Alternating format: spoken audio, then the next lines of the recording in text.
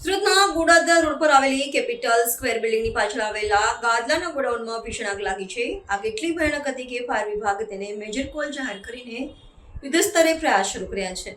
સુરત શહેરના ગોડાદરા રોડ પર આવેલી કેપિટલ સ્ક્વેર બિલ્ડિંગની પાછળ આવેલા એક ગોડાઉનમાં ભીષણ આગ લાગવાની ઘટના સામે આવી છે.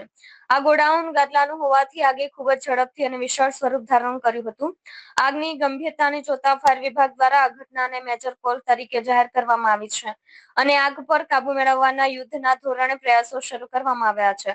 ગોડાઉનમાં મોટી માત્રામાં ગાદલા અને ફોમનો જથ્થો હોવાથી આગ ઝડપથી પ્રસરી હતી.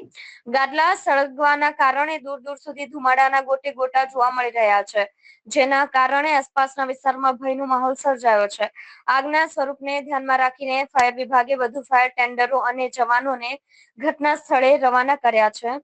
ફાયર વિભાગની ટીમ હાલમાં સતત પાણીનો મારો ચલાવીને આગ પર કાબુ મેળવવાના પ્રયાસો કરી રહી છે.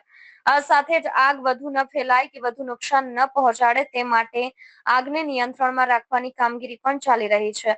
સદભાગ્યે આ ઘટનામાં અત્યાર સુધીમાં કોઈ જાનહાનિ થયાના અહેવાલ નથી, જે એક રાહતની વાત છે. જો કે આગની ભીષણતાના કારણે ગોડાઉનમાં રહેલો તમામ માલ સામાન બળીને સંપૂર્ણપણે ખાખ થઈ ગયો છે. માલિકોને લાખો રૂપિયાનું મોટું આર્થિક નુકસાન થયું હોવાનું અનુમાન છે. આગ લાગવાનું ચોક્કસ કારણ જાણવા મળ્યું નથી, પરંતુ શોર્ટ સર્કિટ કે અન્ય કોઈ કારણ જવાબદાર હોઈ શકે છે.